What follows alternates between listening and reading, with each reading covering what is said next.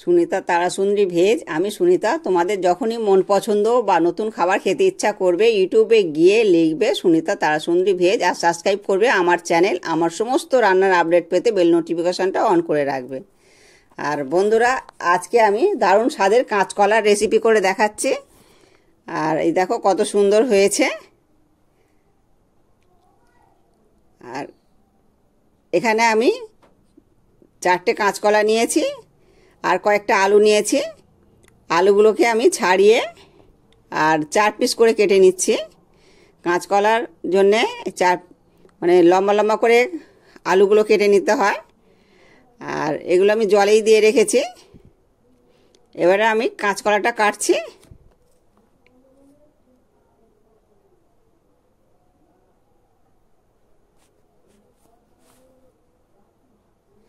এবার আমি কাঁচকলাটা কেটে নিচ্ছি। আর এটা ভালো করে কাঁচকলাটা ভালো করে ছাড়িয়ে নিতে হবে। আর 4 ফালি করে নেব আমি।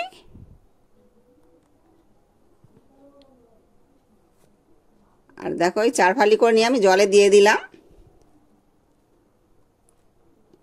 আর সমস্ত কলাগুলো কেটে আমি এখানে হলুদ মাখিয়ে নিলাম। হলুদটা মাখিয়ে নিলে কলার মধ্যে যে আটাটা থাকে আটাটা বেরিয়ে যাবে। আর এরকম করে হাত দিয়ে ঘষে ঘষে নেব। তো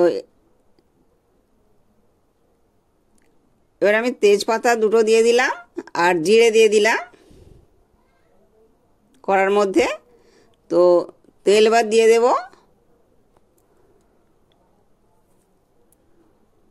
তো একদিকে কিন্তু আমি কুমড়োর তরকারি করছি আর এখানে আমি কাঁচকলার তরকারিটা করে নেব। আমি দুটো ওভেনে দুরকম করছি, তবে আমি কুমড়োর তরকারিটা দেখাবো না, এখানে কাঁচকলার তরকারিটাই আমি দেখাবো।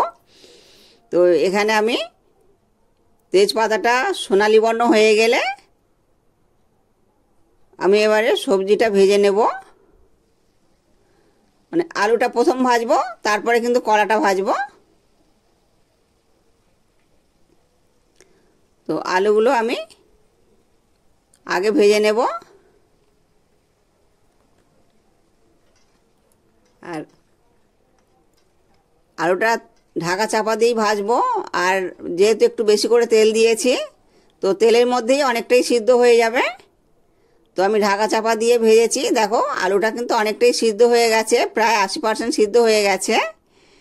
তো এইভাবে নাড়তে নাড়তে সিদ্ধ হয়ে গেছে আর ভাজাও হয়ে গেছে। এবারে আমি ঢেলে নেব। আর আলুটা ঢেলে নিয়ে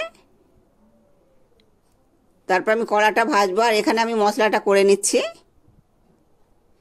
2 চামচ হলুদ গুঁড়ো আর 2 চামচ লাল লঙ্কার গুঁড়ো নিলাম।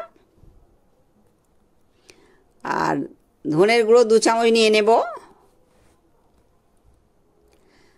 আর ধনে জিরে অবশ্যই এটা দিতে হবে। কাঁচকলার তরকারিতে ধনের গুঁড়ো জিরের গুঁড়োটা এটা দিলে তবে টেস্টি হবে। আর এখানে আমি জিরের গুঁড়ো 2 চামচ নিয়ে নিলাম। তো লবণ দেব 1 চামচ, বড় চামচের 1 চামচ লবণ দিয়ে দিলাম। আর অল্প একটু জল দিয়ে চামচের সাহায্যে মশলাটা আমি গুলে নেব।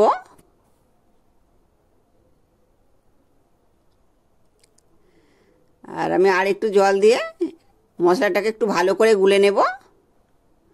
আর মশলাটা গুলে নেওয়ার কারণ হচ্ছে, আমি যদি এটা শুকনো মশলাটা ভাজতে যাই তাহলে কিন্তু পুড়ে যাবে।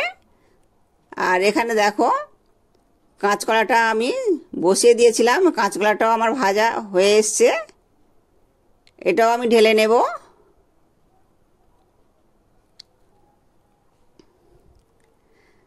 আর এই দেখো ভাজা হয়ে গেছে, এটা ঢেলে নিচ্ছি।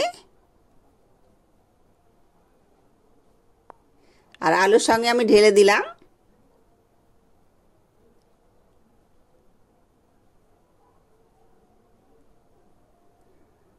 আর কড়ার মধ্যে আর একটু তেল দিয়ে দিলাম। আর এখানে আমি প্রায় 3-4টের মতন আমি তেজপাতা দিলাম আর জিরে একটু বেশি করে দিয়ে দিলাম।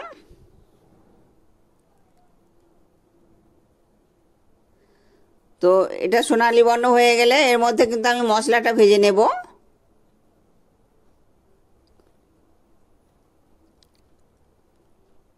দেখো সোনালি বর্ণ হয়ে গেছে। আর যে মশলাটা আমি গুলে রাখলাম ওটা কিন্তু তেলের মধ্যে ছেড়ে দেব।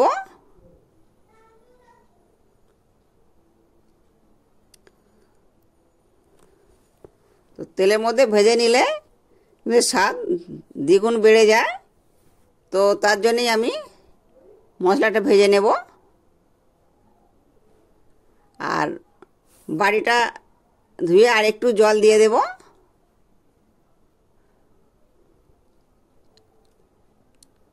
আর মশলার গ্রেভিটা ফুটে গেলে তারপর আমি ওই যে আলু কলা এগুলো ভেজে রেখেছিলাম ওটা দিয়ে দেব। আর আদাটা আমি 1 চামচ দিয়ে দিলাম। আর কলার তরকারি আদা একটু কম দিতে লাগে।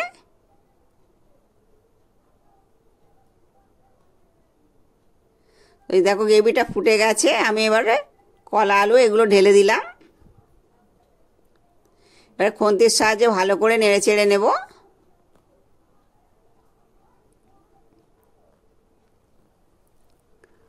আর কিন্তু এর মধ্যে আমি আর জল অ্যাড করব না। আর যে গ্রেভিটা আছে এই গ্রেভিটার মধ্যেই কিন্তু সিদ্ধ হয়ে যাবে। আর এটা আমি একটু ঢাকা চাপা দিয়েই করব যাতে সিদ্ধটা ভালো রকম হয়ে যায়। আমি এটা ঢাকা চাপা দিলাম, ঢাকা চাপা খুলে দিলাম আমি। আর দিয়ে এবারে আমি এটা নাড়তে চাড়তে থাকবো। এই দেখো কত সুন্দর হয়েছে দেখো। আর আমার এই সহজ রেসিপিগুলো দেখে যদি ভালো লাগে তাহলে প্লিজ আমার চ্যানেলে সাবস্ক্রাইব করবে আর বেশি বেশি করে শেয়ার করবে। আর বন্ধুরা এখানে আমার কলার তরকারি প্রায় হয়ে এসছে।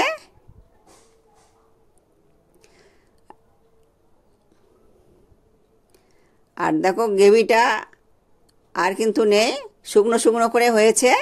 আর এরকম কলা আলু দিয়ে তরকারি করলে পান্তা ভাতের সঙ্গে খেতে ভালো লাগবে, এমনি গরম ভাতেও খেতে ভালো লাগবে। আর যদি শীতলা পুজোয় পান্তা ভাত হয়ে থাকে তখনকার দিনে কিন্তু এই কলা আলুর বেশিরভাগ চচ্চড়ি হতো। তো রেসিপিটা আমার হয়ে গেছে, আমি এবার তুলে নিচ্ছি। আর দেখো কত শুকনো শুকনো হয়েছে।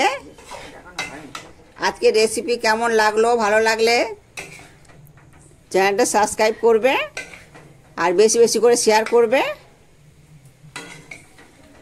আর বন্ধুরা ভালো থাকবে, সুস্থ থাকবে, সাবধানে থাকবে। আর ভিডিওটা এখানেই শেষ করছি। আবার নতুন এক রেসিপি নিয়ে চলে আসবো বন্ধুরা।